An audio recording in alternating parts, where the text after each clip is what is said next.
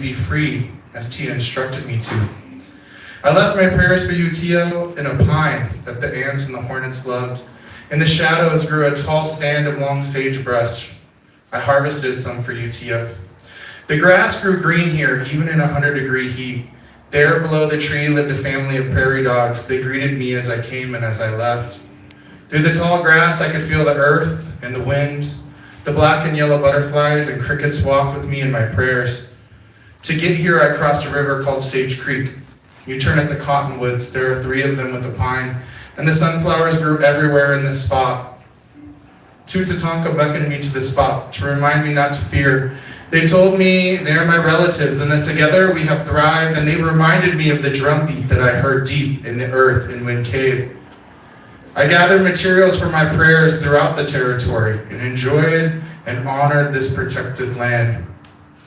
I was shown signs of moccasins once I entered the territory at Chimney Rock, and then days later I found my way to the ancient moccasin springs and purified myself.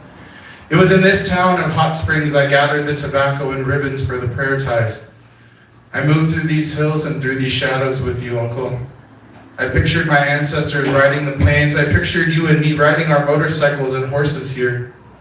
Please come to me in my dreams and visions like you did last summer when we prayed at the Capitol and saw a miracle. I love you, and I leave my prayers again here and near my home where I can greet you often, and I will return to pray here too. Sagegrass Creek Campground, Badlands, South Dakota. Thank you.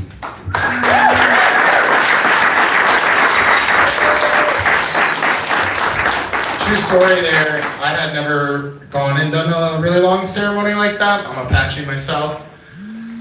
But my aunt was stressing out so much, just do it. And I think the poem shows you that I think the important part about caring for our elders and the death work that is a part for all of us is that you have to put intention into it. And that there are processes to this, no matter what your religion or your faith, that the intention that you put into honoring people is an incredibly important part. And the miracle that I was talking about at the Capitol, if you're not familiar, there were statues here across the United States that honored the genocide of people. And I worked diligently with others to get those taken down and put into museums where the true stories can be told. And Governor Polis, he told us he was going to put the one back, and you can actually see it in the History Museum. I'm actually really honored. I'm going to be put into the History Colorado Museum here pretty soon with my response to what happened, but he said he was going to put it back. So what did? We took a medicine wheel that was painted on a parachute, and we prayed. And we chose peace and honor over anger and violence. And when we finished our prayers, the strongest medicine woman there, she said, everyone come back here, you put your prayers here on the west side. And when we did that, about 2 minutes later, a bronze plaque fell off the side of that statue with marble still stuck to it. It was the first miracle I'd really seen. And there was a reporter there, and he refused to write about it, so we're writing our own play about it. Keep an eye out for that. Okay. This next one is more about my political views, more about my political activism, I would say. And it starts by talking shit about all the terrible construction in Denver. Okay. Now cranes, the new state bird, haven't you heard? It's actually kind of sloppy construction. Now cranes everywhere and not a drop to drink.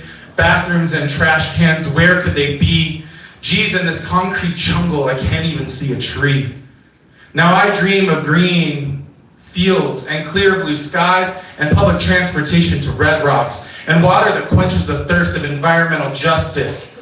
But my reality, our reality, privatizing government-sanctioned violence, E. coli and chemicals flowing in our rivers and in our veins, air quality whose toxic tiny particles terrorize our lungs, no public restroom signs, none are welcome here, sweeps, horrible sweeps.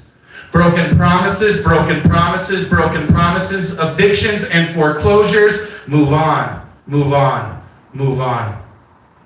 But we are on the warpath for justice, a crusade for justice. Si se puede, somos Aztlán. Power to the people, black power, Black Lives Matter, migrant status or not, they, her, him, Love who you want, because this is Indian country.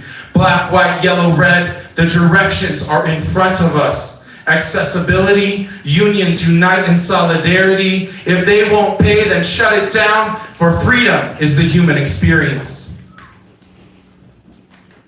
For freedom is the human experience. We the people, we artists, we want rent control, we want renters' rights, we want community-led development, we want park space and employee-owned businesses with small business support. We want public banking to free us from our global masters. We artists, we belong. We belong here in Denver, don't we? Oh, you don't think so? Oh, the city is for tourists, suburbanites, and Amazon. Welcome to our world-class city. Spend so we can use the tax revenue to subsidize and underwrite luxury. Fund nonprofit developers? Why would we do that? Poverty? No, not here. Haven't you heard of our 300 days of sunshine? Oh, you heard about those ozone days. Well, have you seen our Aerotropolis? For only $600,000, you can have a loft next to a highway and a fracking well. Now I believe that Denver is a beacon that shines on high. Come forth and help us create a community that places public health and humanity front and center. Homes for all, small business, please, and live artists. For our creativity brings such joy to the human experience. Thank you.